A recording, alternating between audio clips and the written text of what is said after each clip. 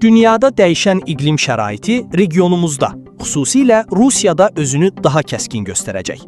Globalnet xəbər verir ki, bu barədə Rusiya Hidrometeorologiya Mərkəzinin aparıcı mütəxəssisi Lyudmila Parshina danışıb.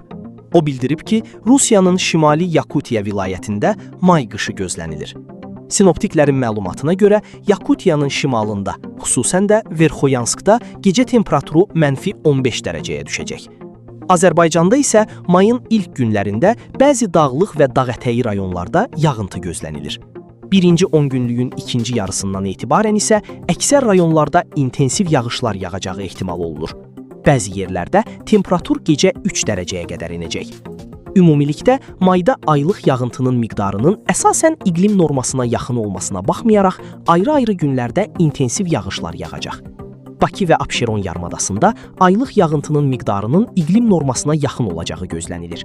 18-21 mm.